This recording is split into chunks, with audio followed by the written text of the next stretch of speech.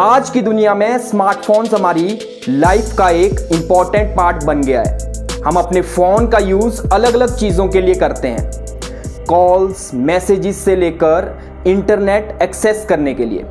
आज के टेक्निकल इरा में डेटा किसी तेल के कुएं से कम नहीं है। कंपनीज कई बार हमारी परमिशन के बिना ही हमारी पर्सनल इंफॉर्मेशन को कलेक्ट करती हैं, एनालाइज करती हैं और ज़रूरत पड़ने पर डेटा शेयरिंग से पैसा भी कमाती हैं। इस वीडियो में हम डेटा प्राइवेसी की इंपॉर्टेंस पर बात करेंगे। True collar, WhatsApp, Facebook, Google, Amazon और टेलीग्राम जैसे टेक्निकल जाइंट्स हमारे डेटा को कैसे स्टोर करते हैं और इसके क्या पॉसिबल कॉन्सिक्वेंसेस हो सकते हैं, इन बातों पर डिस्कशन करेंगे।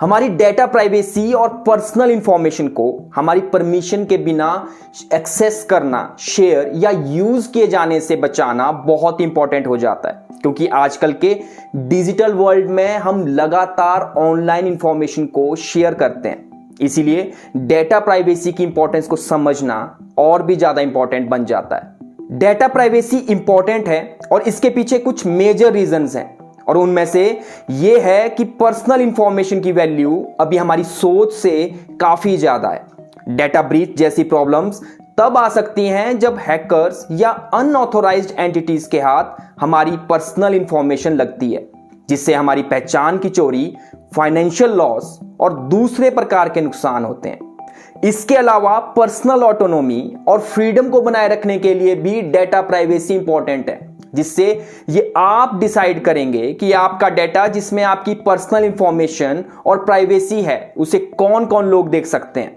कुल मिलाकर डेटा प्राइवेसी एक फंडामेंटल राइट है जिसमें डिजिटल दुनिया में लोगों की सेफ्टी, सिक्योरिटी और ऑटोनॉमी को इंश्योर किया जाना चाहिए।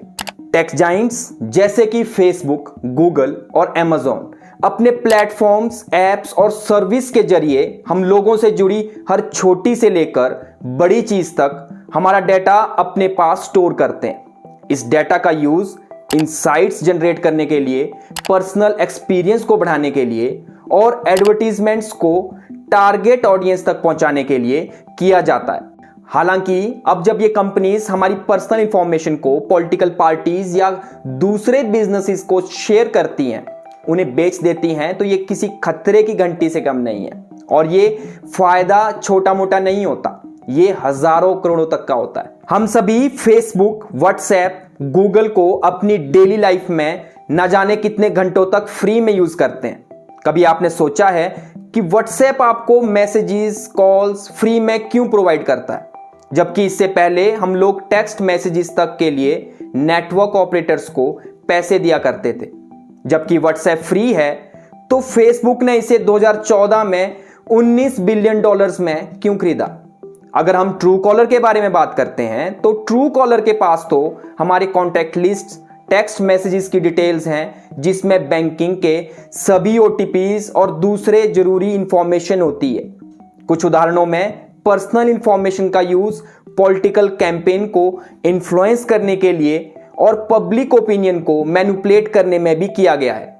आपने कैम्ब्रिज एनालिटिका स्कैंडल के बारे में तो सुना होगा, जिसमें यूएसए में 2016 के प्रेसिडेंशियल इलेक्शंस के लिए एक पॉलिटिकल कंसल्टिंग फर्म ने फेसबुक से लाखों लोगों का पर्सनल डेटा उनकी मर्जी के बिना ही ले लिया, और यह डेटा इलेक्शंस को एनालाइज करने के लिए यूज किया गया था। आपके पर्सनल डेटा से यह तक पता चल जाता है कि आपका जेंडर क्या है, आपकी कास्ट क्या है, आप किस रीजन में रहते हैं, आप किस रीजन में ज्यादा ट्रैवल करते हैं, आप किस जगह और किस इंसान से ज्यादा बात करते हैं, आप किस तरह की पोस्ट को मैक्सिमम लाइक करते हैं। ये लिस्ट इतनी लंबी है कि अगर आप अपने बारे में खुद पढ़ना शुरू कर दें तो आप हैरान रह जाओगे कि आपके बारे में कोई दूसरा इंसान इतना कुछ कैसे जान सकता है, जो ये टेक जायंट्स ऑलरेडी आपके बारे में जानते हैं। इसीलिए तो फेसबुक, यूट्यूब, अमेज़न, फ्लिपकार्ट जैसी कंपनीज आपको ट्रैक करके आपका ही डेटा थर्ड पार्टी को बेचकर अपनी ही एड्स को बार बार दिखाते हैं। प्राइवेसी और पर्सनल डेटा कॉम्प्रोमाइज होने की वजह से किसी इंडिविजुअल या किसी ऑर्गेनाइजेशन और यहां तक कि सोसाइटी तक के लिए एक रिस्क हो सकता है। जैसे आइडेंटिटी थेफ्ट की बात करें तो जब पर्सनल इंफॉर्मेशन जैसे कि बर्थ डेट्स, फाइनेंशियल इंफॉर्मेशन जैसी सिक्योरिटी किसी दूसरे के हाथ लग जाए तो अक्सर जामताड़ा जैसे स्कैंडल्स देखने को मिलते हैं। यही नहीं, आपके वैल्यूएबल पर्सनल इंफॉर्मेशन अगर किसी स्कैमर के हाथ लग जाए तो वो आपकी सोशल रेपुटेशन को भी मिट्टी में मिलाने के लिए देर नहीं लगाते। अभी कुछ साल पहले भी लॉकडाउन के दौरान जब बहुत से लोग जॉबलेस हो गए थे या फाइनेंशियल हालत टाइट होने की वजह से कुछ लोन ऐप्स को यूज करने लगे, तो जो छोटे छोटे लोन देकर बहुत ज्यादा इंटरेस्ट रेट्स चार्ज कर रहे थे। जो लोग टाइम से पैसा वापस नहीं कर पाए उनके मोबाइल के कॉन्टैक्ट्स लिस्ट में लोन ऐप्स वाले मैसेजेस भेजकर रेपुटेशन खराब करने लगे। कुछ लोगों ने तो अपनी सोशल रेपुटेशन के चलते सुसाइड भी किया है। आपका इंपॉर्टेंट डेटा और आपकी पर्सनल इंफॉर्मेशन अगर किसी हैकर्स के हाथ लग जाए तो आपका कितना नुकसान होगा ये तो हैकर्स ही डिसाइड करते हैं। लेकिन समझने वाली बात यह है कि फुटप्रिंट्स तो हम लोग ही छोड़ते हैं। जिस गलती की वजह से कोई दूसरा इंसान आपके बारे में आपसे ज्यादा जानना शुरू कर देता है, नहीं तो कोई दूसरा इंसान आपके बारे में इतना कुछ कैसे पता लगा सकता है। हमारा पर्सनल डेटा सिर्फ हम तक ही लिमिटेड नहीं है, ये एक नेशनल सिक्योरिटी के लिए भी किसी खतरे से कम नहीं है। लोगों की सेंसिटिव इंफॉर्मेशन, लोग अपने देश में किस बारे में ज्यादा कंसर्न्ड हैं, किसी भी देश के लिए सिक्योरिटी कंसर्न का हिस्सा बन जाता है। आज जो भी सोशल मीडिया प्लेटफॉर्म्स हम यूज कर रहे हैं, ज्यादातर के डेटा सर्वर सेंटर्स अब्रॉड में हैं।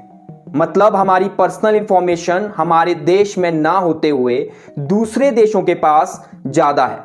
2019 में यूएसए के प्रेसिडेंट डोनाल्ड ट्रंप ने इसी तरीके के सिक्योरिटी कंसर्न के चलते चाइनीज कंपनी हुआवे के ऊपर अपने देश में ट्रेड सैंक्शंस लगा दिए थे। ऐसे कई तरीके हैं जिससे हम अपनी डिजिटल डेटा प्राइवेसी को सिक्योर रख सकते हैं, जैसे स्ट्रॉन्ग पासवर्ड्स का यूज करना, 2 फैक्टर ऑथेंटिकेशन को अनेबल करके रखना, और जो एप्स हमारी इंफॉर्मेशन को मांगे वहां अलर्ट होने पर जो चीजें जरूरी हैं सिर्फ उन्हीं बातों की परमिशन देना।